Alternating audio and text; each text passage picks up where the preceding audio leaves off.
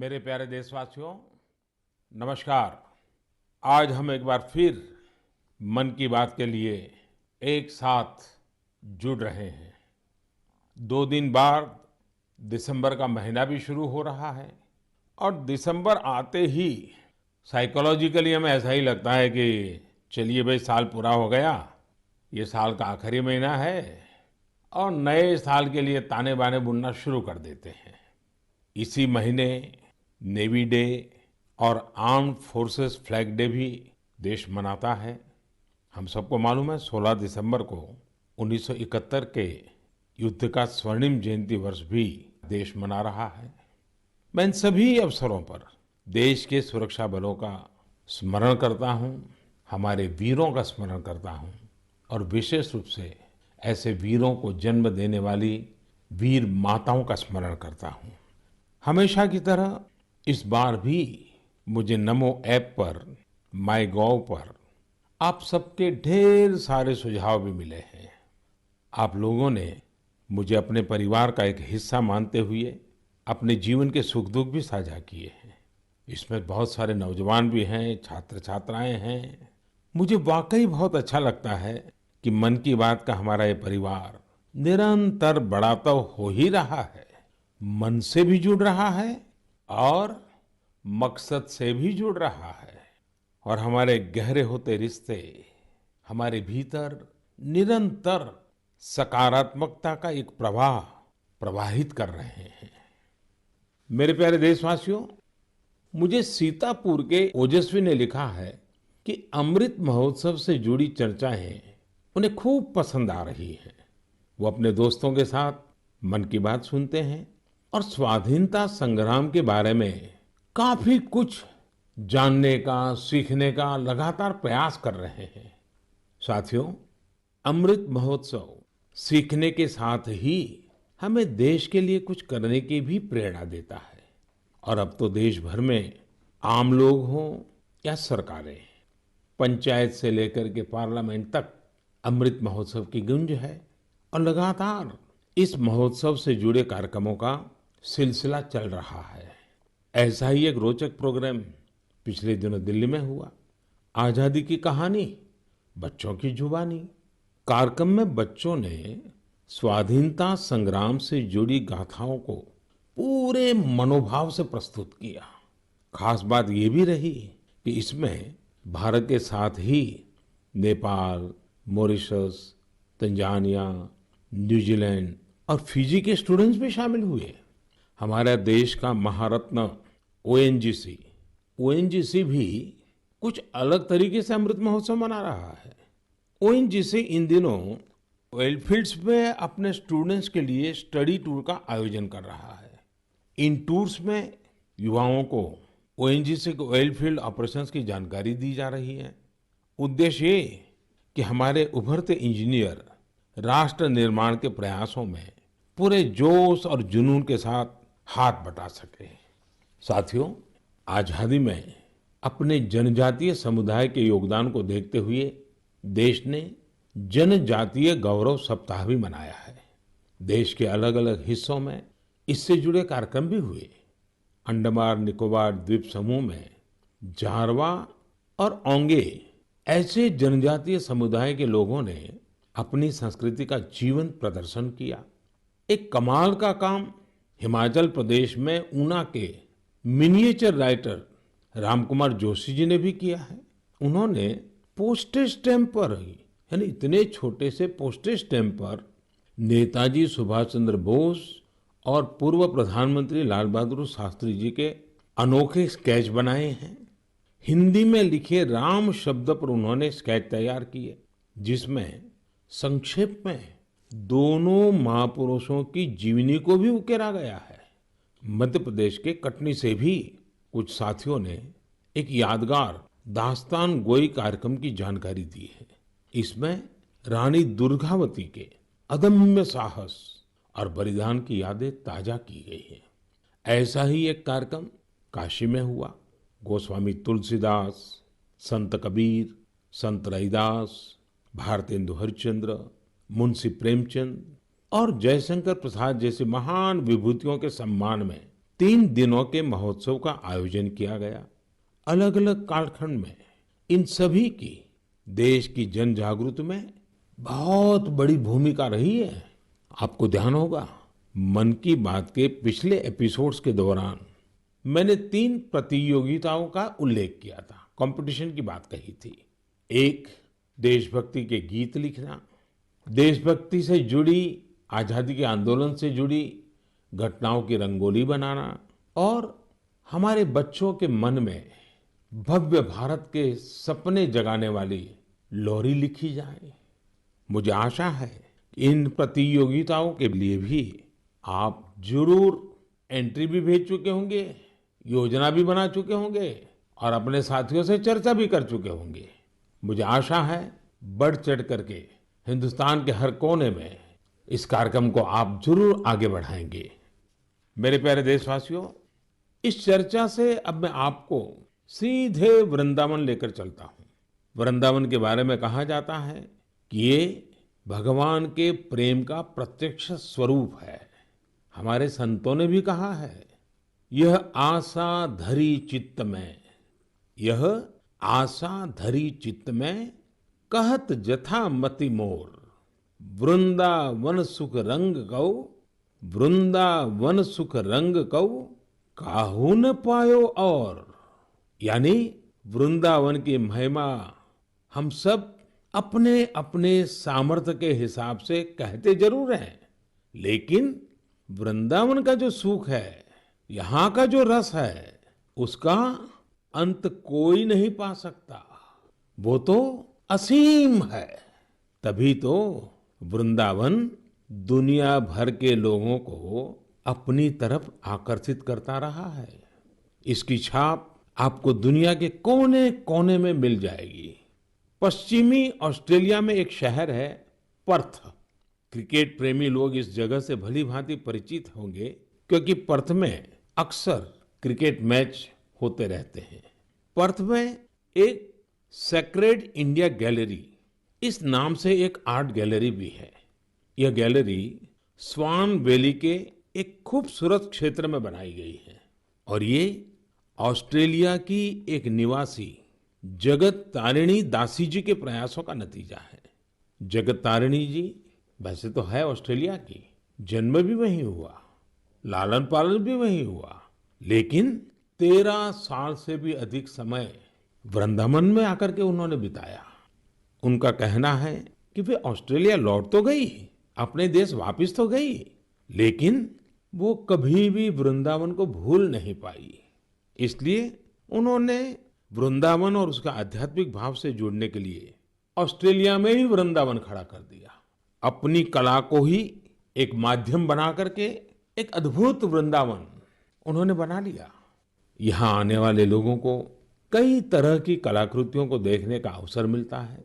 उन्हें भारत के सर्वाधिक प्रसिद्ध तीर्थस्थलों वृंदावन, नवाद्वीप और जगन्नाथपुरी की परंपरा और संस्कृति की झलक देखने को मिलती है। यहाँ पर भगवान कृष्ण के जीवन से जुड़ी कई कलाकृतियां भी प्रदर्शित की गई हैं। एक कलाकृति ऐसी भी है जिसमें भगवान कृष्ण ने गोवर्धन पर्वत को अपनी छोटी उंगली पर उठा रखा है, जिसके नीचे वृंदावन के लोग आश्रय लिए हुए हैं।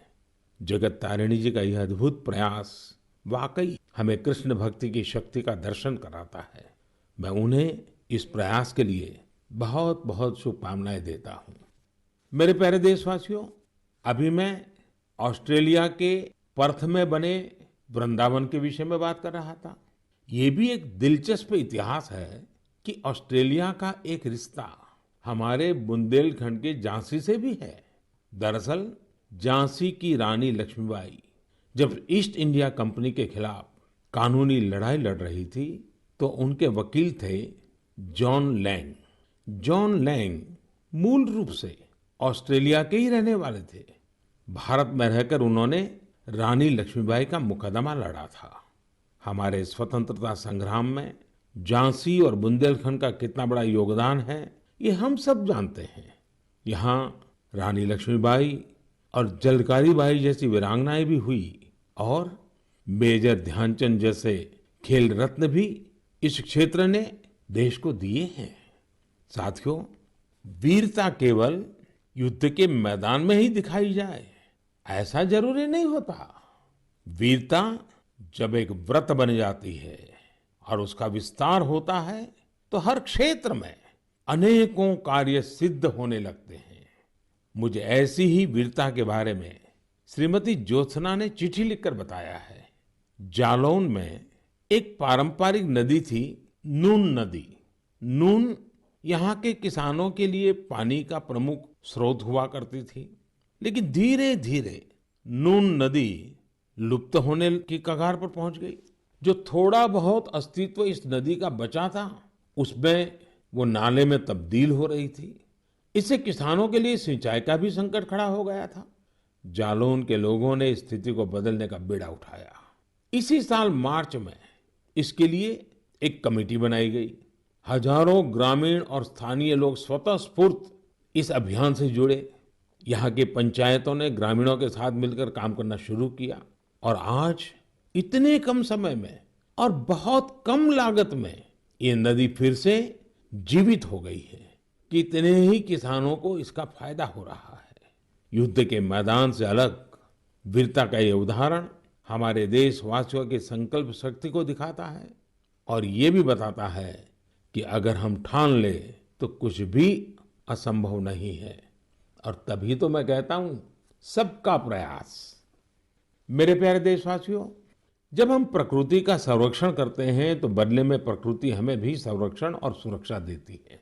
इस बात को हम अपने निजी जीवन में भी अनुभव करते हैं और ऐसा ही एक उदाहरण तमिलनाडु के लोगों ने व्यापक स्तर पर प्रस्तुत किया है। ये उदाहरण है तमिलनाडु के तूतुकुड़ी जिले का। हम जानते हैं कि तटीय इलाकों में कई बार जमीन के डूबने का खतरा रहता है। तूतुकुड़ी में भी कई छोटे आइलैंड और टापू ऐसे थे जिनके समुद्र में डूबने का खतरा बढ़ रहा था। यहाँ के लोगों ने और विशेषज्ञों ने इस प्राकृतिक आपदा का बचाव प्रकृति के जरिए ही खोजा। ये लोग अब इन टापुओं पर पाल्मेरा के पेड़ लगा रहे हैं। ये पेड़ साइक्लोन और तूफानों में भी खड़े रहते हैं और जमीन को सुरक्षा देते हैं। इनसे अब इस इलाके को बचाने का एक नया भरोसा जगा है। साथियों, प्रकृति से हमारे लिए खतरा तभी पैदा होता है जब हम उसके संतुलन को बिगाड़ते हैं या उसकी पवित्रता नष्ट करते हैं। प्रकृति माँ की तरह हमारा पालन भी करती है और हमारी दुनिया में नए नए रंग भी भरती है। अभी मैं सोशल मीडिया पर देख रहा था, मेघालय में एक फ्लाइंग बोट की तस्वीर खूब वायरल हो रही है। पहली ही नजर ये तस्वीर हमें आकर्षित करती है।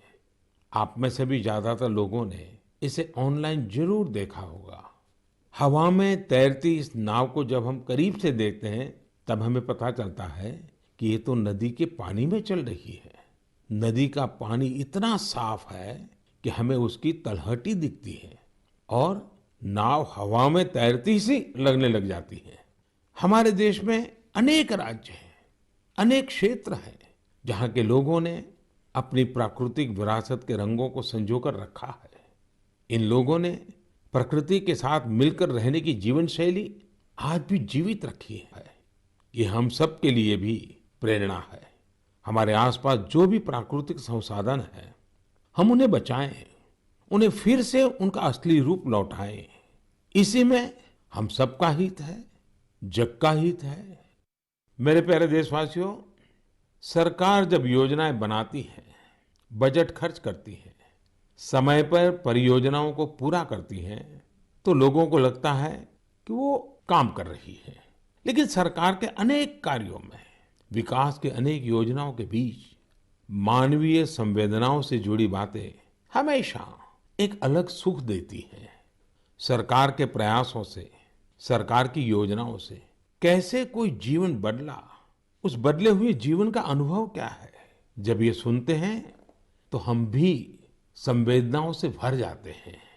यह मन को संतोष भी देता है और उस योजना को लोगों तक पहुंचाने की प्रेरणा भी देता है। एक प्रकार से ये स्वांतः सुखाई तो है। और इसलिए आज मन की बात में हमारे साथ तो ऐसे साथी भी जुड़ रहे हैं जो अपने हौसलों से एक नया जीवन जीत कर आए हैं। इन्होंने आयुष्मान भारत योजना की मदद से अपना इलाज कराया और एक नई जिंदगी की शुरुआत की है। हमारे पहले साथी हैं राजेश कुमार प्रजापति, जिन्हें हृदय रोग की बीमारी, हार्ट की समस्या थी। तो आइए राजेश जी से बात करते हैं। राजेश जी नमस्ते। नमस्ते सर, नमस्ते। आपकी राजेश जी बीमारी क्या थी? फिर किसी डॉक्टर के पास गए होंगे, मुझे जरा समझाइए।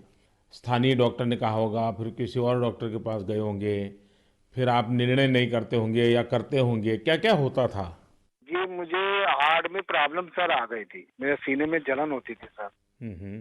फिर मैंने डॉक्टर को दिखाया। डॉक्टर ने पहले तो बताया हो सकता बेटा तुम्हारे एसिड होगी। हम्म। तो मैंने काफी दिन एसिड की दवाई कराई। उससे जब मुझे फायदा नहीं हुआ, फिर डॉक्टर कपूर को दिखाया। हम्म। तो उन्होंने कहा बेटा तुम्हारे जो लक्षण है उससे एंजियोग्राफी से पता चलेगा। फिर उन्होंने रेफर किया मुझे श्री राम मूर्ति में। उनसे मिले हम अमरीश अग्रवाल जी से, तो उन्होंने मेरी एंजियोग्राफी करी। फिर उन्होंने बताया कि बेटा ये तो तुम्हारी नस ब्लॉकेज है। तो हमने कहा सर ये किसमें कितना खर्चा आएगा? उन्होंने कहा कार्ड है आयुष्मान वाला जो पीएम जी ने बनवा के दिया। तो हमने कहा सर है हमारे पास है, और सारा इलाज उसी कार्ड से हुआ है सर। और जो आपने ये बनाया है कार्ड, बहुत ही अच्छी तरीके से हम गरीब आदमियों के लिए बहुत सहूलियत है इससे। और आपका कैसे मैं धन्यवाद करूं। आप करते क्या है राजेश जी? सर मैं इस समय तो प्राइवेट नौकरी करता हूं सर। और आयु कितनी है आपकी? मेरी 49 साल है सर। इतनी छोटी आयु में आपको हार्ट का ट्रबल हो गया?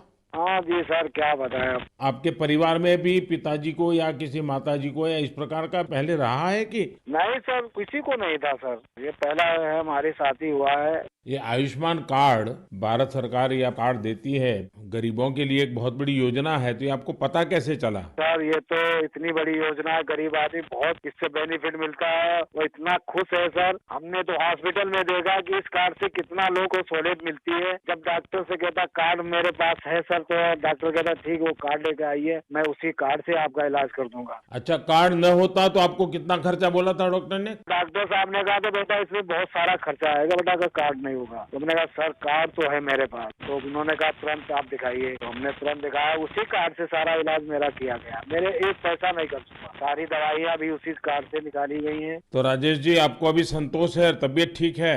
जी सर, आपका बहुत बहुत धन्यवाद सर। और आपकी उम्र भी इतनी लंबी हो कि हमेशा सत्ता में ही रहे। हमारे परिवार के लोग भी आपसे इतना खुश हैं, हम क्या कहें आपसे। राजेश जी, आप मुझे सत्ता में रहने की शुभकामना मत दीजिए। मैं आज भी सत्ता में नहीं हूँ और भविष्य में भी सत्ता में जाना नहीं चाहता हूँ। मैं सिर्फ सेवा में रहना चाहता हूँ। मेरे लिए ये पद, ये प्रधानमंत्री, सारी चीजें ये सत्ता के लिए है ही नहीं भाई, सेवा के लिए है। सेवा ही तो चाहिए हम लोगों को, और क्या। देखिए गरीबों के लिए ये आयुष्मान भारत योजना ये अपने आप में। जी सर, बहुत बढ़िया चीज है।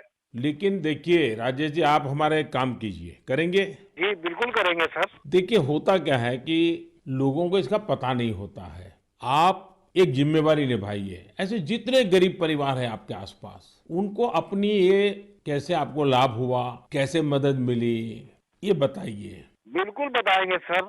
और उनको कहिए कि वे भी ऐसा कार्ड बनवा लें, ताकि परिवार में पता नहीं कब क्या मुसीबत आ जाए। और आज गरीब दवाई के कारण परेशान रहे, ये तो ठीक नहीं है। अब पैसों के कारण वो दवाई न ले या बीमारी का उपाय न करे, तो ये भी बड़ी चिंता का विषय है। और गरीब को तो क्या होता है, जैसे आपको ये हार्ट का प्रॉब्लम हुआ, तो कितने महीने तक आप काम ही नहीं कर पाए होंगे। अब तो 10 कदम नहीं चल पाते, जीना नहीं चढ़ पाते थे सर। बस तो आप राजेश जी मेरे एक अच्छे साथी बनके जितने गरीबों को आप ये आयुष्मान भारत योजना के संबंध में समझा सकते हैं, वैसे बीमार लोगों की मदद कर सकते हैं। देखिए आपको भी संतोष होगा और मुझे बहुत खुशी होगी कि चलिए भाई, एक राजेश जी की तबीयत तो ठीक हुई, लेकिन राजेश जी ने सैकड़ों लोगों की तबीयत ठीक करवा दी।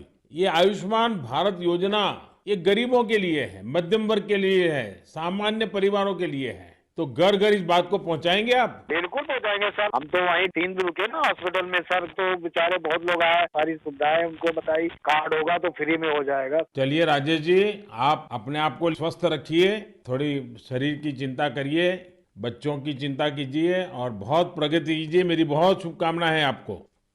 साथियों, हमने राजेश जी की बातें सुनी। आइए अब हमारे साथ सुख देवी जी जुड़ रही हैं। घुटनों की समस्या ने उन्हें बहुत परेशान कर दिया था। आइए हम सुख देवी जी से पहले उनके दुख की बात सुनते हैं और फिर सुख कैसे आया वो समझते हैं। सुखदेवी जी नमस्ते, आप कहाँ से बोल रही हैं? दाऊदपुरा से। कहाँ पड़ता है ये? मथुरा में। मथुरा में। फिर तो सुखदेवी जी आपको नमस्ते भी कहना है और साथ साथ राधे राधे भी कहना होगा। हाँ, राधे राधे। अच्छा, हमें सुना कि आपको तकलीफ हुई थी, आपका कोई ऑपरेशन हुआ, जरा बताएंगे क्या बात है? हाँ, मेरा घुटना खराब हो गया था तो ऑपरेशन हुआ है मेरा प्रयाग हॉस्पिटल में। आपकी आयु कितनी है सुखदेवी जी? उम्र 40 साल। 40 साल और सुखदेव नाम और सुखदेवी को बीमारी हो गई? बीमारी तो मुझे 15-16 साल से लग गई। अरे बाप रे, इतनी छोटी आयु में घुटने आपके खराब हो गए? वो गठियाबाई बोलते हैं, जो जोड़ों में दर्द थे, क्या कहते हैं, घुटना खराब हो गई। तो 16 साल से 40 साल की उम्र तक आपने इसका इलाज ही नहीं करवाया? नहीं करवाया था। दर्द की दवाई खाते रहे, छोटे मोटे डॉक्टरों ने कहते, देसी दवाई है, वैसी दवाई है, थैला छाप डॉक्टरों ने कहते, उनसे घुटना चलवे पे ही खराब हो गई। 1-2 किलोमीटर पैदल चली मैं तो घुटना खराब हो गई मेरी। तो सुखदेव जी ऑपरेशन का विचार कैसे आया? उसके पैसों का क्या प्रबंध किया? कैसे बना ये सब? मैंने वो आयुष्मान कार्ड से इलाज करवाया है तो मैंने। आपको आयुष्मान कार्ड मिल गया था? हाँ। और आयुष्मान कार्ड से गरीबों को मुफ्त में उपचार होता है पता था? स्कूल में मीटिंग हो रही थी, माँ से हमारे पति को पता चला तो कार्ड बनवाया मेरे नाम से। हाँ। फिर इलाज करवाया कार्ड से और मैंने कोई पैसा नहीं लगाया। कार्ड से ये इलाज हुआ है मेरा, खूब बढ़िया इलाज हो गया है। अच्छा, डॉक्टर ने पहले अगर कार्ड न होता तो कितना खर्चा बताते थे? 2.5 लाख रुपए, 3 लाख रुपए। 6-7 साल से पड़ी हूँ खाट में। ये कहती थी, ये भगवान मुझे ले तो मुझे नहीं जीना। 6-7 साल से खाट में थी? बाप रे बाप। हाँ। ओहो। बिल्कुल उठा बैठा नहीं जाते, बच्चे बैठाते। तो अभी आपका घुटना पहले से अच्छा हुआ है? मैं खूब घूमती हूँ, फिरती हूँ, किचन का काम करती हूँ, घर का काम करती हूँ, बच्चों को खाना बना के देती हूँ। तो मतलब आयुष्मान भारत का कार्ड आपको सचमुच में आयुष्मान बना दिया। बहुत बहुत धन्यवाद। आपकी योजना की वजह से ठीक हो गई, अपने पैरों पे खड़ी हो गई। तब तो बच्चों को भी आनंद आता होगा। हाँ जी, बच्चों को तो बहुत भी परेशानी होती थी। अब माँ परेशान है तो बच्चा भी परेशान है। देखिए, हमारे जीवन में सबसे बड़ा सुख हमारा स्वास्थ्य ही होता है। ये सुखी जीवन सबको मिले, यही आयुष्मान भारत की भावना है। चलिए सुखदेवी जी, मेरी आपको बहुत बहुत शुभकामनाएं। फिर से एक बार आपको राधे राधे। राधे राधे, नमस्ते। मेरे प्यारे देशवासियों, युवाओं से समृद्ध हर देश में 3 चीजें बहुत मायने रखती हैं और वही तो कभी कभी युवा की सच्ची पहचान बन जाती है। पहली चीज है आइडियाज और इनोवेशन। दूसरी है जोखिम लेने का जज्बा और तीसरी है कैन डू स्पिरिट, यानी किसी भी काम को पूरा करने की जिद, चाहे परिस्थितियां कितनी भी विपरीत क्यों ना हो। जब ये तीनों चीजें आपस में मिलती हैं तो अभूतपूर्व परिणाम मिलते हैं, चमत्कार हो जाते हैं। आजकल हम चारों तरफ सुनते हैं स्टार्टअप स्टार्टअप स्टार्टअप। सही बात है, ये स्टार्टअप का युग है और ये भी सही है कि स्टार्टअप की दुनिया में आज भारत विश्व में एक प्रकार से नेतृत्व कर रहा है। साल दर साल स्टार्टअप को रिकॉर्ड निवेश मिल रहा है। ये क्षेत्र बहुत तेज रफ्तार से आगे बढ़ रहा है। यहाँ तक कि देश के छोटे छोटे शहरों में भी स्टार्टअप की पहुंच बढ़ी है। आजकल यूनिकॉर्न शब्द खूब चर्चा में है। आप सबने इसके बारे में सुना होगा। यूनिकॉर्न एक ऐसा स्टार्टअप होता है जिसका वैल्यूएशन कम से कम $1 बिलियन होता है, यानी करीब करीब 7,000 करोड़ रुपए से ज्यादा। साथियों, साल 2015 तक देश में बमुश्किल 9 या 10 यूनिकॉर्न हुआ करते थे। आपको ये जानकर बेहद खुशी होगी कि अब यूनिकॉर्न्स की दुनिया में भी भारत तेज उड़ान भर रहा है। एक रिपोर्ट के मुताबिक इसी साल एक बड़ा बदलाव आया है। सिर्फ 10 महीनों में ही भारत में हर 10 दिन में एक यूनिकॉर्न बना है। ये इसलिए भी बड़ी बात है क्योंकि हमारे युवाओं ने ये सफलता कोरोना महामारी के बीच हासिल की है। आज भारत में 70 से अधिक यूनिकॉर्न हो चुके हैं, यानी 70 से अधिक स्टार्टअप ऐसे हैं जो 1 बिलियन से ज्यादा के वैल्यूएशन को पार कर गए हैं। साथियों, स्टार्टअप की इस सफलता के कारण हर किसी का उस पर ध्यान गया है और जिस प्रकार से देश से, विदेश से, निवेशकों से उसे समर्थन मिल रहा है, शायद कुछ साल पहले उसकी कोई कल्पना भी नहीं कर सकता था। साथियों, स्टार्टअप्स के जरिए भारतीय युवा ग्लोबल प्रॉब्लम्स के समाधान में भी अपना योगदान दे रहे हैं। आज हम एक युवा मयूर पाटिल से बात करेंगे। उन्होंने अपने दोस्तों के साथ मिलकर पॉल्यूशन की प्रॉब्लम का सॉल्यूशन देने का प्रयास किया है। मयूर जी नमस्ते। नमस्ते सर जी। मयूर जी, आप कैसे हैं? बस बढ़िया सर, आप कैसे हो? मैं बहुत प्रसन्न हूँ। अच्छा, मुझे बताइए कि आज आप कुछ स्टार्टअप की दुनिया में हैं। हाँ जी। और वेस्ट में से बेस्ट भी कर रहे हैं। हाँ जी। एनवायरनमेंट का भी कर रहे हैं। थोड़ा मुझे अपने बारे में बताइए, कि काम के बारे में बताइए और इस काम के पीछे आपको विचार कहाँ से आया? तो जब कॉलेज में था तभी मेरे पास मोटरसाइकिल था जिसका माइलेज बहुत कम था और एमिशन बहुत ज्यादा था। वो 2 स्ट्रोक मोटरसाइकिल था। तो एमिशन कम करने के लिए और उसका माइलेज थोड़ा बढ़ाने के लिए मैंने कोशिश चालू किया था कुछ 2011-12 में, और उसका मैंने करीब करीब 62 किलोमीटर पर लीटर तक माइलेज बढ़ा दिया था। तो वहां से मुझे ये प्रेरणा मिली कि कुछ ऐसा चीज बनाएं जो मास प्रोडक्शन कर सकते हैं, तो बाकी बहुत सारे लोगों को उसका फायदा होगा। तो 2017-18 में हम लोगों ने उसका टेक्नोलॉजी डेवलप किया और रीजनल ट्रांसपोर्ट कॉर्पोरेशन में हम लोगों ने 10 बसेस में वो यूज किया उसका रिजल्ट चेक करने के लिए, और करीब करीब हम लोगों ने उसका 40% एमिशन उसका कम कर दिया बसेस में। अब ये टेक्नोलॉजी जो आपने खोजी है उसका पेटेंट वगैरह करवा लिया? हाँ जी, पेटेंट हो गया। ये साल में ही हमें पेटेंट ग्रांट होके आ गया। और आगे इसको बढ़ाने का क्या प्लान है आपका? किस प्रकार से कर रहे हैं? जैसे बस का रिजल्ट आ गया, उसके भी सारी चीजें बाहर आ गई होगी, तो आगे क्या सोच रहे हैं? सर, स्टार्टअप इंडिया के अंदर नीति आयोग से अटल न्यू इंडिया चैलेंज जो है वहाँ से हमें ग्रांट मिला, और वो ग्रांट के बेसिस पे हम लोगों ने अभी फैक्ट्री चालू किया जहाँ पे हम एयर फिल्टर्स का मैन्युफैक्चरिंग कर सकते हैं। तो भारत सरकार की तरफ से कितना ग्रांट मिला आपको? 90 लाख। 90 लाख। और उससे आपका काम चल गया? हाँ, अभी तो चालू हो गया है, प्रोसेस में है। आप कितने दोस्त मिलकर के कर रहे हैं सब? हम लोग 4 लोग हैं सर। और चारों पहले साथ में ही पढ़ते थे और उसी में से आपको एक विचार आया आगे बढ़ने का? हाँ जी, हाँ जी, हम कॉलेज में ही थे, तो कॉलेज में हम लोगों ने ये सब सोचा, और ये मेरा आइडिया था कि मेरा मोटरसाइकिल का एटलीस्ट पोल्यूशन कम हो जाए और माइलेज बढ़ जाए। अच्छा, पोल्यूशन कम करते हैं, माइलेज बढ़ाते हैं, तो एवरेज खर्च कितना बचता होगा? सर, मोटरसाइकिल पे हम लोगों ने टेस्ट किया, उसका माइलेज होता 25 किलोमीटर पर लीटर, वो हम लोगों ने बढ़ा दिया 39 किलोमीटर पर लीटर। तो करीब करीब 14 किलोमीटर का फायदा हुआ, और उसमें से 40% का कार्बन एमिशंस कम हो गया। और जब बसेस पे किया रीजनल ट्रांसपोर्ट कॉर्पोरेशन में, तो वहाँ पे 10% फ्यूल एफिशिएंसी इंक्रीज हुआ, और उसमें भी 35-40% एमिशंस कम हो गया।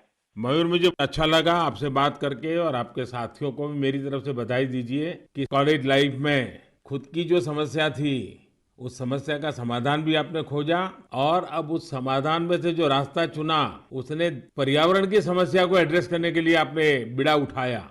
और ये हमारे देश के युवाओं का ये सामर्थ्य ही है कि कोई भी बड़ी चुनौती उठा लेते हैं और रास्ते खोज रहे हैं। मेरी तरफ से आपको बहुत शुभकामनाएं हैं। बहुत बहुत धन्यवाद। Thank you sir, thank you.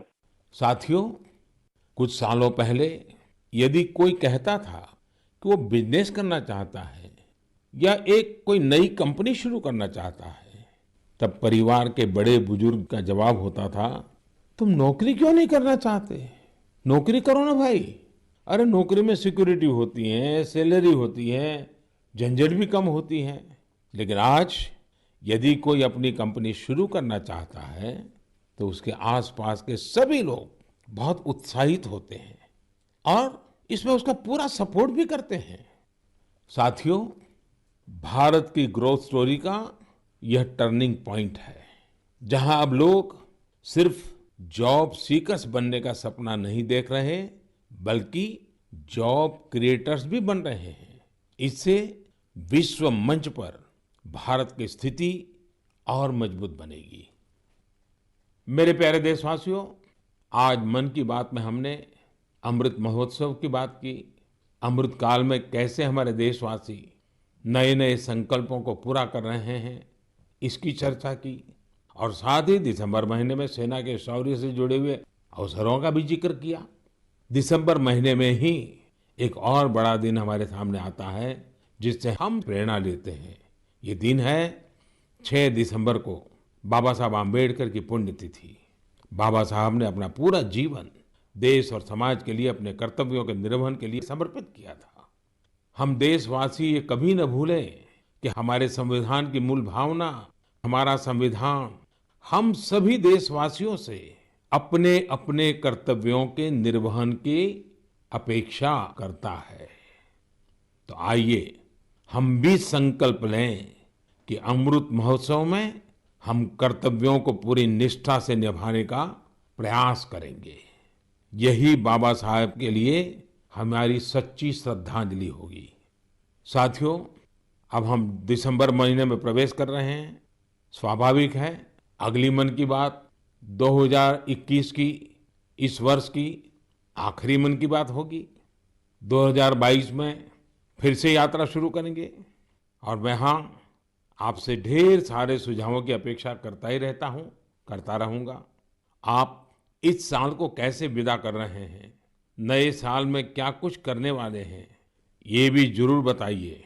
और हाँ, ये कभी मत भूलना, कोरोना अभी गया नहीं है।